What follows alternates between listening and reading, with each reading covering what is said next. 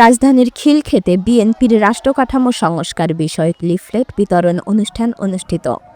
রাজধানীর উত্তরা থেকে প্রতিনিধি মোশাররফ হোসেনের পাঠানো তথ্য ও চিত্রে বিস্তারিত। আজ ২১ জুন ২০২৫ সকাল ১১টায় ঢাকা ১৮ আসনের অন্তর্গত খিলক্ষেতে বিএনপির ভারপ্রাপ্ত চেয়ারম্যান তারেক রহমান কর্তৃক ঘোষিত রাষ্ট্রকাঠামো সংস্কারের ৩১ দফার লিফলেট বিতরণ করা হয়েছে। উক্ত অনুষ্ঠানে প্রধান অতিথি হিসেবে উপস্থিত ছিলেন ঢাকা মহানগর উত্তর বিএনপির যুগ্ম আহ্বায়ক জনাব এস.এম. জাহাঙ্গীর হোসেন।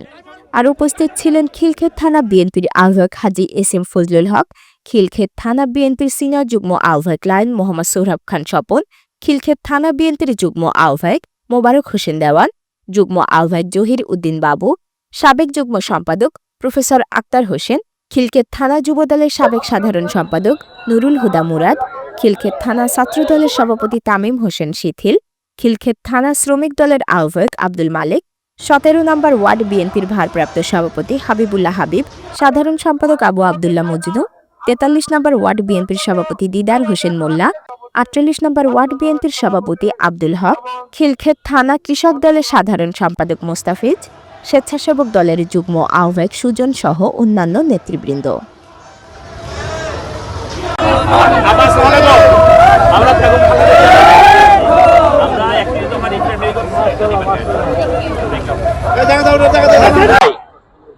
একটি সফল আন্দোলনের পরে আমাদের পার্টির ভারপ্রাপ্ত চেয়ারম্যান জনাব তারেক রহমান ২০০৮ সনে যখন এটি নির্বাচন হলো, সেই নির্বাচনের পরে যখন একটি ফ্যাসিবাদী সরকার বাংলাদেশের ক্ষমতা দখল করলো, তারপর থেকে আমাদের পার্টির ভারপ্রাপ্ত চেয়ারম্যান জনাব তারেক রহমানের নেতৃত্বে আমরা আন্দোলন সংগ্রাম করে আসছি।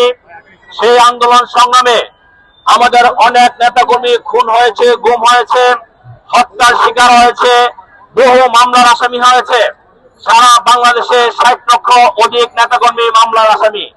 এই ফ্যাসিবাদ বিরোধী আন্দোলন করতে গিয়ে আমরা দীর্ঘ ১৭ বছর এই খিলক্ষেত থানার সভাপতি সাধারণ সম্পাদক সহ আমরা ঘরে থাকতে পারিনি।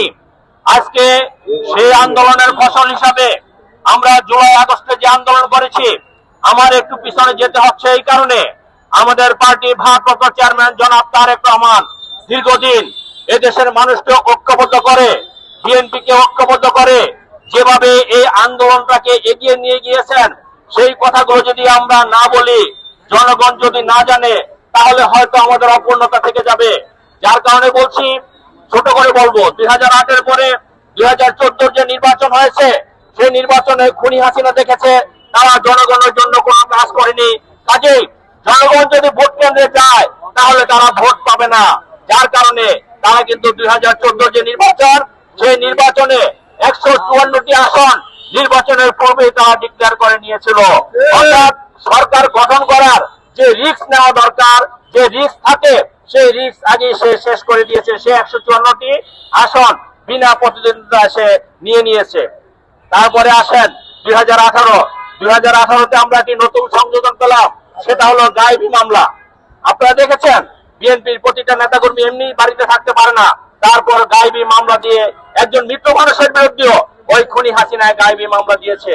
৩০ তারিখে ভোট ছিল ৩০শে ডিসেম্বর, সেই ভোট ২৯ তারিখে হয়ে গিয়েছে। তার মানে কি, খুনি হাসিনা কোনোভাবেই চায় না যে জনগণ ভোট দিতে আসুক। কারণ এদেশের জনগণের জন্য তারা রাজনীতি করে না, জনগণকে নিয়ে তারা রাজনীতি করে না, জনগণের জন্য তারা রাজনীতি করে না। তারপরে আসেন ২০২৪, সে ২০18-র পরে যখন দেখেছে যে তারা এদেশের জনগণের জন্য কাজ করে না, জনগণের পক্ষ থেকে যারা এদেশে আন্দোলন সংগ্রাম করে তাদেরকে কিভাবে দমানো যায়। আপনারা দেখেছেন এদেশের তিনবারের প্রধানমন্ত্রী দেশনেত্রী বেগম খালেদা জিয়াকে মিথ্যা মামলায় সাজা দিয়ে ২০১৮-তে কিভাবে জেলে ঢুকিয়েছে। আমরা বলতে চাই, এই অন্যায়, অত্যাচার, অবিচারের বিরুদ্ধে বিএনপি সবসময় সজাগ ছিল, দেশের মানুষকে ঐক্যবদ্ধ করেছে তারেক রহমানের নেতৃত্বে। এবং সেই ঐক্যবদ্ধ হওয়ার কারণে ২০২৪-এ যে নির্বাচন দিয়েছিল ৭ই জানুয়ারি, সেই নির্বাচনে কিন্তু বিএনপি শুধু আজকে যেমন আমরা রিফ্লেট বিলি করবো ৩১ দফা, এরকম রিফ্লেট বিলি করেছে, জনগণকে সচেতন করেছে, জনগণ যাতে বোঝে এই ভোট চোর ডাকাতকে কিভাবে প্রতিহত করতে হয়। তারপরে আমাদের আন্দোলন চলতে থাকলো। পরবর্তী পরবর্তী সময়ে বৈষম্য বিরোধী আন্দোলনের নামে ছাত্র জনতা ঐক্যবদ্ধভাবে আমাদের যে হ্যাসকা টান দিল জুলাই আগস্ট আন্দোলন, সেই জুলাই আগস্ট আন্দোলনে আমাদের পার্টি ভারপ্রাপ্ত চেয়ারম্যান যতগুলো আন্দোলনকারী শক্তি আছে প্রতিটি শক্তির সাথে কথা বলেছে, যতগুলো আন্দোলনকারী উপাদান আছে প্রতিটি উপাদানের সাথে কথা বলেছে। তারপরে আমরা 5ই আগস্ট আমাদের সফলতা পেয়েছি। বন্ধুরা আমার, আমরা অবশ্যই বলতে চাই এখানে ছাত্র জনতার একটি ব্যাপক ভূমিকা ছিল। অনেক ছাত্র মৃত্যুবরণ করেছে, অনেক অনেক সাধারণ জনতা মৃত্যুবরণ করেছে, শহীদ হয়েছে। বিএনপি 422 জন নেতাকর্মী নিহত হয়েছে। এই নিহতদের উপরে পা দিয়ে আজকে যারা অতিরঞ্জিত করছে, আমরা বলতে চাই আপনারা যদি জুলাই আগস্টে যে আন্দোলন হয়েছে সেই শহীদদেরকে শ্রদ্ধা না করেন, সেই শহীদদেরকে মনে না রাখেন, তাহলে আগামীতে যখন এরকম আন্দোলন আসবে আপনাদেরকে মানুষ দূর দূর করবে, আপনাদের ডাকে মানুষ সাড়া দিবে না। সেই জন্য আমি বলবো আজকে কোন একটি গোষ্ঠীকে ছোট করে দেখার সুযোগ নাই। আমরা সকলে ঐক্যবদ্ধ ভাবে এই দেশের সাধারণ মানুষকে ঐক্যবদ্ধ করেছেন তার